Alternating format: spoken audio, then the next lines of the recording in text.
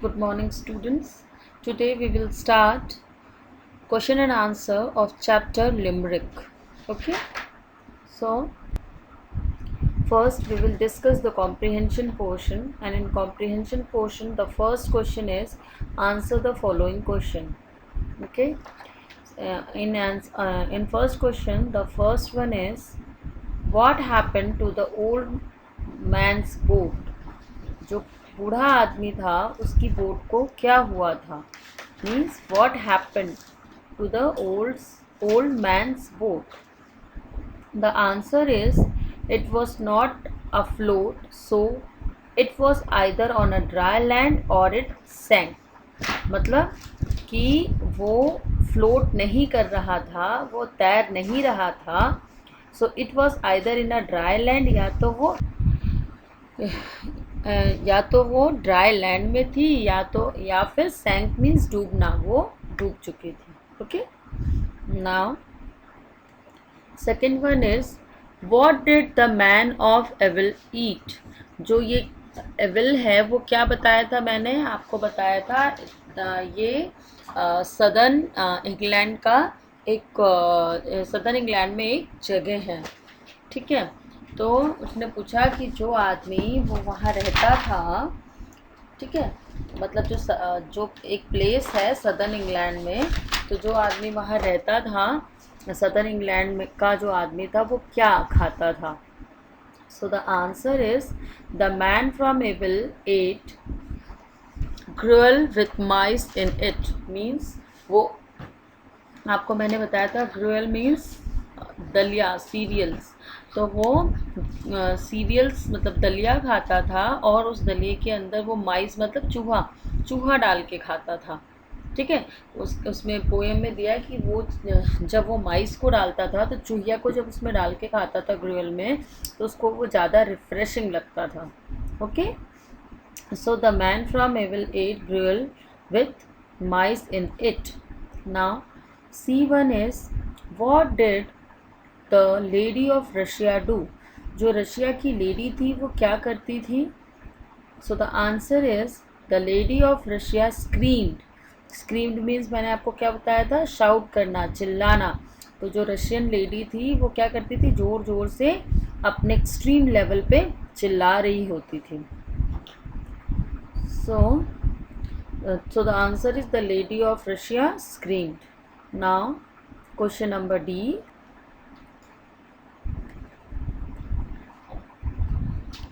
This question is more difficult.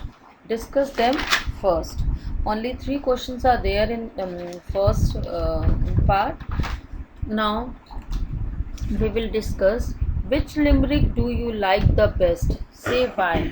It means आपको इसमें से कौन सा लिमरिक, इसमें आपके 3 लिमरिक्स दिए हुए हैं, उसमें से पूछा है तीनों में से आपको कौन सा लिमरिक सबसे अच्छा लगा, और अगर लगा तो क्यों लगा.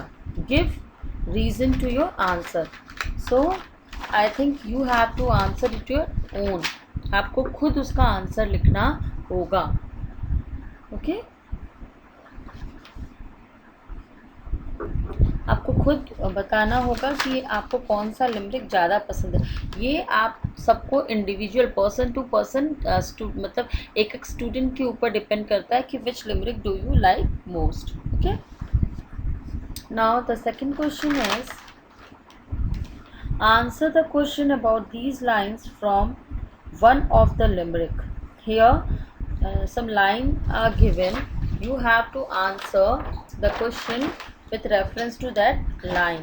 So now I'm going to read the line. When they said no you and he was ready to faint.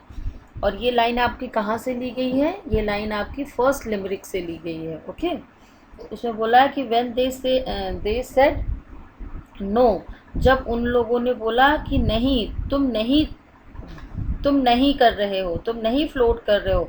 He was ready to फेंट, तो वो फेंट होने के लिए, बेहोश होने के लिए रेडी हो चुका था. So we have to answer the first question, that is what is this limerick about. ये जो लिमरिक दिया है वो लिमरिक किसके रिगार्डिंग है, किस चीज़ के रिगार्डिंग है.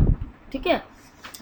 तो an old man in a boat who think he is afloat but is not. ये लिमरिक जो है वो ओल्ड मैन के लिए है, जो ये सोच रहा था कि वो बोट में क्या हो रहा है, फ्लोट कर रहा है, लेकिन ऐसा नहीं था। तो ये लिमरिक उसके बारे में है, ओल्ड मैन के बारे में है। Now the second question is what does no you and means. Write out what is mean in the full sentence in standard English. So मतलब नो यू एंड मीन्स का क्या मतलब है, we have to write the full sentence, मतलब जो proper ढंग से हम लिखते हैं फुल सेंटेंस उसमें बताना है हमको। So no you and means no you are not, and means A N T जो लगा हुआ ए आई एन और एपोस्ट्रोफी टी के साथ मतलब लगा हुआ है, उसका मतलब है not, are not. No you and means no you are not. Okay, now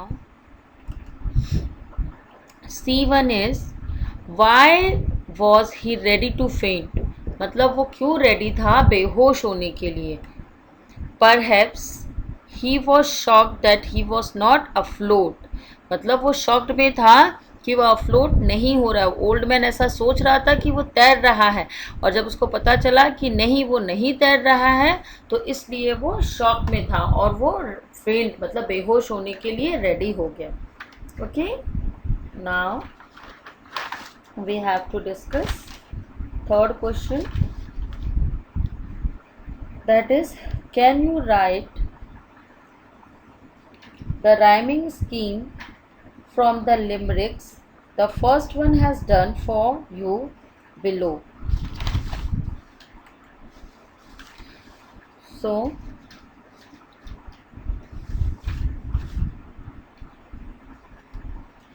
first one is given. Basically the rhyming scheme of all limerick is A A B B A. Okay, the limerick which are given in our book, in your book, is rhyming pattern is double A double B A A A B B A. Okay, now we will discuss working with words. Okay, so here the first one is match the following.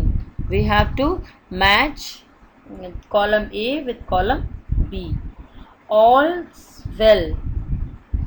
All's well means when that ends well. सब अच्छा होता है जब हमारा आखिरी चीज जो है वो सब अच्छी हो जाए, तो मतलब सब कुछ ठीक है।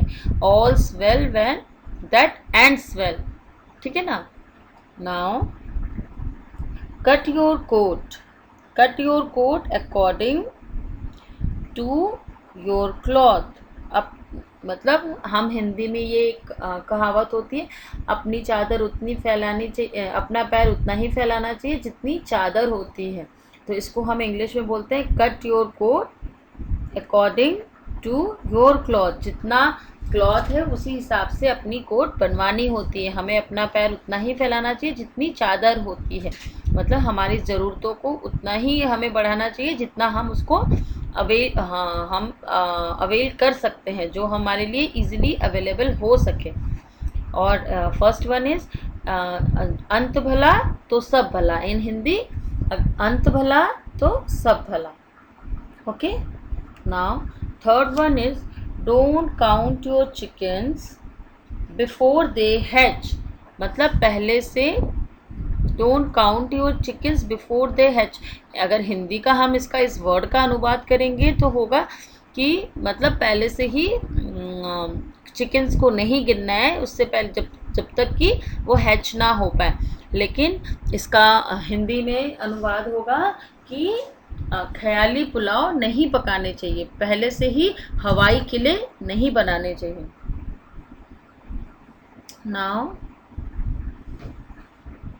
Now so the next one is, fourth one is look before you leap.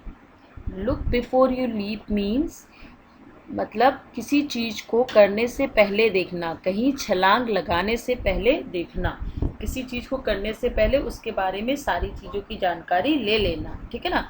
कोई काम करने से पहले जानकारी ले लेना, छलांग लगाने से पहले देखना चाहिए, कहीं कूदने से पहले हमें देखना चाहिए।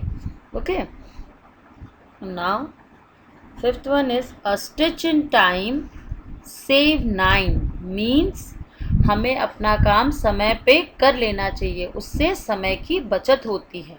हिंदी में उसको कह सकते हैं स्टिच इन टाइम, मतलब स्टिच मतलब सिलाई लगाना कहते हैं। एक टाका सही समय पे लगा लेने से बहुत साथ उसकी ज़रूरत नहीं पड़ती स्टिचेस की, तो उसको हिंदी में हम कहेंगे stitch in time save 9। Okay, now sixth one is all that glitters is not gold, मतलब जो भी चमकने वाली चीज़ होती है वो सारी सोना नहीं होती है। ये जो हैं, ये जितने भी दिए हुए हैं इनको हम क्या कहते हैं in Hindi, what we call it, ये सारे प्रोवर्ब्स है, एक तरह से आप क्या कहोगे, मुहावरे कह सकते हो, ठीक है ना। तो इनका इंग्लिश में first one is all is well that ends is well, अंत भला तो सब भला। Cut your coat according to your cloths, उतना ही पैर फैलाना चाहिए जितनी चादर हो। Don't count your chicken before they hatch, पहले से ही सारी चीज़ों को वो करके प्लान करके नहीं, मतलब ख्याली पुलाव नहीं पकाना चाहिए। लुक बिफोर यू लीव, मतलब कोई भी काम करने से पहले उसको देख लेना चाहिए, समझ लेना चाहिए। अ स्टिच इन टाइम सेव 9, मतलब समय पे काम करने से समय की बचत होती है। All that glitter is not gold, हर चमकने वाली चीज़ सोना नहीं होती है। So working with words you have to write in your book, and question number 1, that is first you have to write word meaning in your copy, then question number 1, question number 2 and question number 3 you have to write in copy, and working with words you have to write in book. So till then revise.